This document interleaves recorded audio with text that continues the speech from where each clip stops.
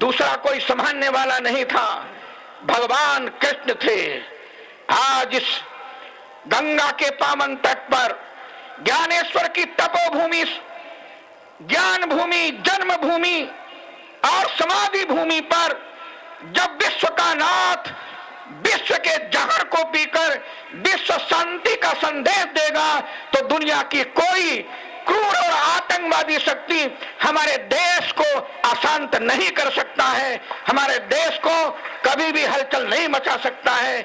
मैं इस संदेश के साथ आप सब लोगों से भी निवेदन करूंगा, इस शांति की स्थापना में, इस ज्ञान की स्थापना में, भक्ति की स्थापना में, नाद ब्रह्म की स्थापना में जो काम डॉक्टर विश्वनाथ करण ने किया है उसका सहयोगी बनकर आप सब लोग भी भगवान की आराधना में लगे, जिससे सारे समाज का कल्याण हो, देश का कल्याण हो, राष्ट्र का कल्याण हो और वंदे मातरम, भारत माता अखंड रूप में सारे विश्व के मंच पर दुनिया के लोग कहें कि एक बार फिर से भारत को संदेश देने के लिए जैसे आजादी के पहले महात्मा गांधी का प्राकट्य हुआ था और महात्मा गांधी ने अपनी एक शांति संदेश के माध्यम से भारत के लोगों को आपस में जोड़कर यहां से अंग्रेजों को भगाया था।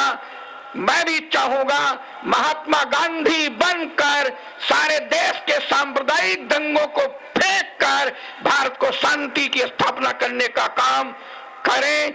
इसी शुभ आशीर्वाद के साथ मैं नाद ब्रह्म ऋषि का बहुत बड़ा आभारी हूं कि उनके दर्शन का सौभाग्य मिला और जैसे नाद ब्रह्म के द्वारा महाराष्ट्र को जागृत करने का काम किया है, यदि अयोध्या की पावन राम जन्मभूमि में भी इसी नाद ब्रह्म का उद्घोष हो तो दुनिया की कोई ताकत सांप्रदायिक सद्भाव को बिगाड़ नहीं सकती है।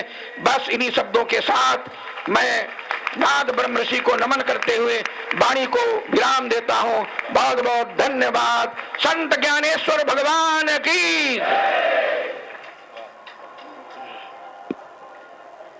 भक्ती रसातून वीर रसात आपण कधी पोहोचलो हे समजलं हरी हा अमृत बोल आम्हा सर्वसामान्यांच्या हृदयात पुन्हा प्रस्थापित करणारे आजचे नाद ब्रह्म ऋषी हरिभक्त परायण आदरणीय बाबा महाराज सातारकर यांना मी विनंती करतो की त्यांनी आता आपलं मनोगत व्यक्त करावं।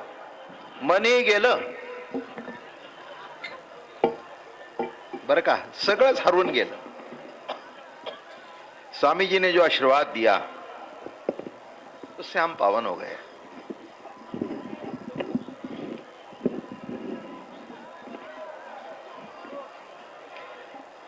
असा आहे आजचा योग, भाग्यशाली योग आहे।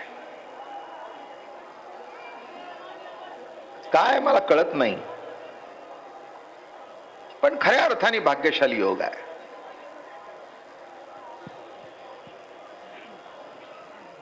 इथे महाराज आहेत, सामान्य महाराज नाहीत तर वेदांती, पुन्हा रामविलास। राम कळतो पण रामाचा विलास कळत नाही। एक शब्द जमलाच, चिदविलास आणि रामविलास।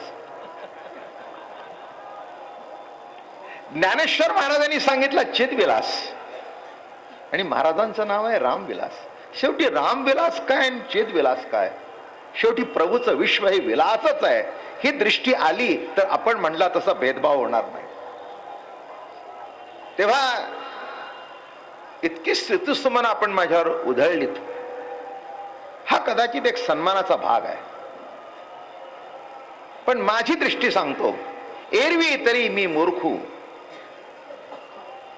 जरी झाला अविवेकू, पण संत कृपा दीपकू सोजू। ज्ञानेश्वर महाराज जर ज्ञानेश्वरीत म्हणतात मी मूर्ख आहे, तर मी म्हणून शहाणा आहे? मग माझ्या इतका मूर्ख जगात दुसरा नाही, हे सर्टिफिकेट देऊन सुद्धा। ज्ञानेश्वर महाराज म्हणतात एरवी तरी मी मूर्खू, तुकाराम महाराज म्हणतात पायीची वाण पायी बरी, नाही का? हेच वारकरी संप्रदायातला आदर्श आहे, घेण्यासारखं एवढंच आहे। महाराजांना विचारलं कोणीतरी, आपण एवढे मोठे कसे झाला? ते म्हणले माझ्याकडे भांडवल दुसरं काही नाही, पाया पडावे हे माझे भांडवल. नीट लक्षात घ्या काय वारकरी संप्रदाय आहे तो. काय भांडवल आहे? पाया पडावे, दर्शन घ्यावं हे माझं भांडवल. दर्शन घेतल्यानंतर त्याचा अर्थच असा आहे, भूतमात्रामध्ये ब्रह्म प्रतीतीचा अनुभूती घेणं. महाराज फार मोठे आहेत, मोठी माणसं असतात पण आदरणीय नसतात. महाराज सन्माननीय आहेत, महाराज आदरणीय आहेत, पूजनीय आहेत आणि वंदनीय पण आहेत. आणि बाळाचं कौतुक करणे इतकं मनाचं मोठेपणा त्यांच्यात आहे. ते जेवढे बोलले तेवढे मी नक्कीच नाही काही. म्हणून बरं झालं नाद ब्रह्म ऋषी म्हणताना आपल्याला पुढचं माझं नाव आठवलं नाही.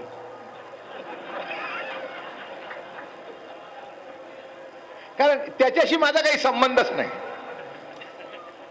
माझं बोलणं कळलं का? नाव का विसरलं याचा अर्थ असा आहे, आपण वाचू शकला असता. पण गंमत अशी आहे की उगीच काहीतरी आपल्या अंगावर लिहून घेऊ नये.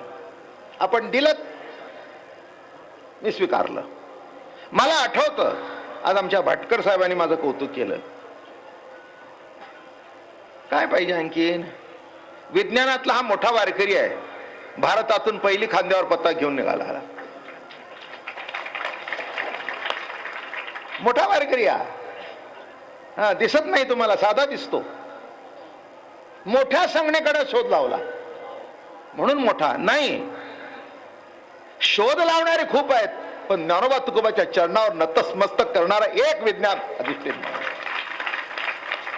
हे विशेष आहे त्यांचं. ते म्हणाले कीर्तनकार झाले पाहिजेत. क्या बात है महाराज जी, हम तो थक हो गए. आणि आज मला तर कसं काय कीर्तन करू प्रवचन करू मला काही कळेनच झालं. बर, कीर्तन नंतर आहे. महाराज मला असं आठवलं, आपको तो पुराण कथा मालूम है. आज मला एक कौतुक वाटतं, आमचं माहेर इथे आहे. जगद्गुरूंचे वंशज व्यासपीठावर उपस्थित असणं म्हणजे आमचं माहेर सत्काराला उपस्थित आहे. जगद्गुरु तुकोबार आहे आमचं माहेर आहेत. अशी सगळी अक्का आहेत. आलं का लक्षात? मला एक आठवलं, तुमची भाऊ बहिणीची जोडी आहे तशी आमची भाऊ बहिणीची जोडी आहे. काय म्हटलं मी? हो, आपल्या बहिणीचं एवढं कौतुक करणारा भाऊ मी बघितलाच नाही. त्याचा अर्थ असा आहे, त्यांना बहीण दिसली नाही, बहिणीच्या ठिकाणी आई दिसली. आणि आईने सुद्धा त्यांना भाऊ करून उगीच भाऊ केला नाही. भावाच्या ठिकाणी 9 महिने वागवलेल्या पुत्राला बघितलं. आणि म्हणून हा कौतुक सोहळा आहे. नाहीतर कोण अशा डोक्यावरच्या पदराचा बाईला भाऊ म्हणतो आणि बहीण म्हणतो? आज फॅशनेबल बहीण पाहिजे नाही का? आणि एवढी साधी सुधी दिसणारी बाई, पण जिथे बघावं तिथे कराड साहेबांचं हे आहेच आहे, अक्का अक्का. मला वैशिष्ट्य वाटलं की एवढा मोठा प्राध्यापक माणूस बहिणी पुढे इतका नतमस्तक उठतो, म्हणजे 100% माणुसकी त्याच्यात आहे. अलीकडे माणसं जनावरावर प्रेम करतात पण माणसावर करत नाहीत. म्हणून म्हणतात जनावरापेक्षा कुत्रा चांगला. नीट लक्षात घ्या मी काय म्हटलं ते. माणूस माणसाला ओळखत नाही. आणि इथे तर विश्वशांती केंद्र आहे. आजचं मला थोडक्यात सांगतो, कारण मला ते कीर्तन करायचं आहे. एक महत्वाचा वाक्य सांगतो. पुराणामध्ये एक कथा अशी आहे, आपण उल्लेख केला पुराणाचा, की महाराज जी आपको तो जानती है, विश्वामित्राने ब्रह्म ऋषी म्हणून घेण्याकरता वशिष्ठाची 100 पोरं मारली. आज मला काही खटपट न करता अशी विकृत अनायशे नाद ब्रह्म ऋषी पद मिळालं. केवढं मोठं माझं भाग्य आहे. सही आहे ना महाराज? किती बघा अहंकार किती आहे. मला ब्रह्म ऋषी म्हणावं, एक नाही 100. वशिष्ठ म्हणले म्हणू काय आहेच. हे वशिष्ठाचं मोठेपण निराळ आहे. वशिष्ठाचा अर्थच असा आहे, वैशिष्ट्यपूर्ण ज्याचा ठेवा होता तो वशिष्ठ. साधा सुद्धा ठेवा नाही. राम हा त्याचा ठेवा होता बरं का. नीट लक्षात घ्या. तेव्हा मला असं वाटलं 100 पोरं मारून मग ब्रह्मऋषी, काय गंमत आहे. आणि इथे काहीच भानगड नाही, नुसतं खांद्यावर विणा केला आणि रामकृष्ण आणि म्हटलं नाद ब्रह्मऋषी, एक शब्दाची ऍडिशन. तेव्हा मी आता ऍडिशन सबट्रॅक्शन काही करत नाही. जीवनामध्ये आज ऍडिशन झाली आहे. नाद ब्रह्मऋषी, मी काय सांगू. मी नकळी त्याची कथा, परी तोच होय मुखी वक्ता, ऐसे नि बलात्कारे बोलविता, काय म्या आता करावी. नाथ महाराज भागवतात म्हणाले, मी नकरी त्याची कथा, परी तोच होय मुखी वक्ता, ऐसे नि बलात्कारे बोलविता, काय म्या आता करावे. किती अनन्यपण. कोणी म्हणतं देवाचं स्मरण करा, ते म्हणले मी नाठवे जनार्दनासी, परी तो विसरोने द्यापणाशी, हटे हटे देत असे आठवणीशी, अहर्निशी सर्वदा. किती गोड. मी देवाचं स्मरण करत नाही. देव सकाळी माझ्या उशाला बसतो, म्हणतो उठ उठ उठ उठ, माझं स्मरण कर. बात तो ऐसी है, भगवान हमारा स्मरण पहले करते हैं, फिर हम भगवान का स्मरण करते हैं. ओ कहते हैं उठो उठो स्वामी जी, चलो उठो, भजन का समय हो गया. हम जागृत होते हैं, जागृत होकर भजन करते हैं. पहला स्मरण भगवान हमारा करता है, फिर हम भगवान का स्मरण करते हैं. यही संतों का प्रेम बोध है. हमारे महाराज जी कहते थे कि भगवान का स्मरण मत करो, मगर वो तुम्हें नहीं भूला है ये स्मरण करो. बरोबर आहे की कुणी कुणाचं स्मरण करावं. तू देवाचं स्मरण करू नकोस, पण देव तुला विसरत नाही हे विसरू नकोस. तू कशाला देवाचं स्मरण करतो. अहो तुम्ही म्हणाल देव तुमचं स्मरण करतो, नाही सर्वांचं करतो. याचा अर्थ काय. तो स्मरण करतो म्हणून आमचा जिवंतपणा आहे. ज्या दिवशी त्याच्या सूक्ष्म असं विस्मरण होऊ दे, विश्वातले डॉक्टर जरी समोर आणून बसवले तर त्याचा काही उपयोग होत नाही. विचार करण्यासारखा भाग आहे. म्हणून म्हटलं मी नकरी त्याची कथा, तोच होय मुखी वक्ता, ऐसे नि बलात्कारे बोलविता. महाराज बलात्कार या शब्दाचा वाणीतला नाथांचा अर्थ मला असा कळला, मोठा कौतुकाचा आहे. आता इथे बसताना तर काही आमच्या समोर काही लिहिलेलं नाही. स्वामीजी एवढं बोलले, काही लिहिलेलं नाही बर का, काही तयार केलेलं नाही. पण इथे बसल्यानंतर काना मात्रा सुद्धा न चुकता योग्य वेळी योग्य शब्द पुढे येणं, हा केवढी देवाची कृपा आहे नाही का. केवढी देवाची कृपा आहे. लक्षात घ्या, विचार न करता सुद्धा अविचार बाहेर पडत नाही. बघा प्रॅक्टिकली विचार करा. बघा आपण एखाद्या गोष्टीचा आम्ही विचार सुद्धा केलेला नसतो, असा विचार इथे बसल्यावर सुटतो नाही का. विचार न करता, लक्षात घ्या, विचार न करता जो प्रगट होतो तो अविचार असला पाहिजे. सिद्धांत काय.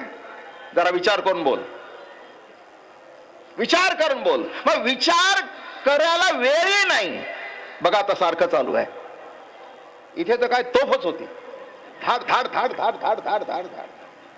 केव्हा गोळे भरले आणि केव्हा बाहेर पडले, केव्हा बघा ना. नाही अर्थच तो आहे. कशा करता सांगतो, हा प्रत्येक वक्त्याचा अनुभव आहे की विचार करायला अवधी नाही. पण विचार करायला अवधी नसताना एक तुसभर सुद्धा शब्द इकडचा इकडे होत नाही. सांगा विज्ञान का ज्ञान. म्हणून एकाने मला विचारलं, कराड साहेब, की ज्ञान आणि विज्ञानातला फरक काय. म्हटलं जे पुढे सरकतं आणि केव्हाही पालटतं ते विज्ञान, आणि जे मुळाशी जातं ते ज्ञान. जे कधीही पालटत नाही. एकेकाळी जी सायकल होती ती कचऱ्यात पडली, कारण नवीन शोध लागला. शोधाचं असंच असतं. विज्ञानातला शोध असाच आहे. आज जो शोध आहे तो उद्या, आता तुम्हाला माहितीये कॉम्प्युटर युगामध्ये 60,000 70,000ला ज्यांनी कॉम्प्युटर घेतले, एके दिवस मुंबईच्या गाडीवर ते 15-15 रुपयाला विकत असे ढीक लागला होता. मी म्हटलं का. नाही म्हटले चालतच नाही. काल जे चाललं ते आज चालत नाही. इंडियातला जो नवीन कॉम्प्युटर असतो त्याच्यापेक्षा 100 वर्ष पुढे गेलेला कॉम्प्युटर तिथे आहे. पण आमचा जिवंत कॉम्प्युटर माऊलीचा इथे आहे. त्या कॉम्प्युटरला डाटा फीड करावा लागतो. भाटकर साहेबांनी सांगावं त्यांचा डाटा कुणी फीड केला, कुणी फीड केला. त्यांना जो डाटा फीड करणार आहे ते ज्ञान ईश्वर, कुणी डाटा फीड केला. कॉम्प्युटरचं किती जरी महत्व असलं तरी मुळाशी जाणं महत्वाचं आहे. म्हणून लक्षात ठेवा, वरची वाढ दिसते, खालची वाढ दिसत नाही. पण खाली वाढ झाल्याशिवाय वर वाढत नाही, तितका सिद्धांत आहे. म्हणून वरच्या वाढीकडे ज्याने लक्ष दिलं ते वैज्ञानिक, आणि मुळाकडे वाढीचे लक्ष दिलं ते साधू संत. म्हणून ते म्हणले की आता इथून पुढे कीर्तनकार झाले पाहिजेत. बरं वाटलं मला, एक तरी विज्ञानिक तयारी आहे की गळ्यात विणा घालून कीर्तन करावं. अहो केवढं मोठं सौभाग्य आहे नाही का. अहो असे वैज्ञानिक जे म्हणतात देवच नाही. कोणत्या युगात आहोत आम्ही? देवच नाही. अरे देव नाही तर मग आहे कोण? देव नाही तर आहे कोण? एक गंमत म्हणून सांगतो, जास्ती काही मला येत बीत काही नाही. हे असाच अडाणी गोळा तुमच्या समोर बसलाय. काय विश्वनाथ बुवांना वाटलं आणि आम्हाला नाद ब्रह्म चिकटून टाकलं. ते लग्नातल्या नवऱ्याला जसं ते बाशिंग बांधतात ना, तसं आज झालंय मला. नवरा आहे म्हणून सोडता येत नाही आणि त्याची अडचण झाल्याशिवाय राहत नाही. बर का कराड साहेब, तुमचा बोलताना शब्द राहिला म्हणून सांगतो. काय सांगितलं? नवरा आहे म्हणून बाशिंग सोडता येत नाही आणि अडचण झाल्याशिवाय राहत नाही, नाही का. अहो कारण का आमच्याकडे असंच शिकवलंय, स्वस्ति स्तुती काणी ना ऐकावी, पूज्यता डोळा न देखावी. हे जर आमचं ब्रीद आहे तर तुम्ही सांगताय ना आम्ही ऐकतोय. पर्याय नाही आमच्याकडे, पर्याय नाही. आज इथे जमलो म्हणतील साहेबांनी एवढं कौतुक केलं आणि बाबा महाराज स्वीकारायला तयार नाहीत. मी वरवर स्वीकारलं पण आतमध्ये धक्का लागून दिला नाही. वरवर लौकिक दृष्टिकोनातून स्वीकारलं पण एकच मला कळतं, मस्तक माझा पायावरी या वारकरी संतांच्या वास. दोघांनाही सांगतो, एक तुकाराम महाराजांनी वारकऱ्याचं कौतुक केलंय. त्यांना विचारलं कोण वारकरी? कोण विचारतोस काय म्हणले? पंढरीचे वारकरी ते अधिकारी मोक्षाचे. आणखीन काय पाहिजे? काय टायटल पाहिजे? पंढरीचे वारकरी ते अधिकारी मोक्षाचे, पुंडलिके दिधला वर करुणा करे विठ्ठले. केवढा अधिकार आहे, पण आम्हाला कळत नाही. न कळतं हेच बरं आहे, कळत नाही हेच बरं आहे. म्हणून देव आहे नाही आमच्याकडे चर्चाच नाही. आहेच. एक मूल समोर दिसतंय. मूल समोर दिसल्यानंतर त्याची आई दिसली न दिसली तरी त्याला आई आहे हा सिद्धांतच आहे. चिकित्सा करायची, बाळा तुझी आई कुठली? ज्या अर्थी तुझी आई दिसत नाही त्या अर्थी तुला आईच नाही. उगीच उचकी देत आहे. मला एक आपल्याला माहिती असेल, आयझॅक न्यूटन. आता वैज्ञानिक माणूस माझ्या शेजावर म्हटल्यानं एक तरी सांगितलं पाहिजे की नाही विज्ञानात. आयझॅक न्यूटन अतिशय हुशार, अतिशय विद्वान आणि अशी तल्लख बुद्धी आमच्या भटकर साहेबांच्या सर. आलं का लक्षात? हो. स्पेसिफिक ग्रॅव्हिटी हा त्याचा शोध आहे की चेंडू वर टाकला तर खाली काय येतो, फळ झाडाचं खाली का पडतं, गुरुत्वाकर्षण.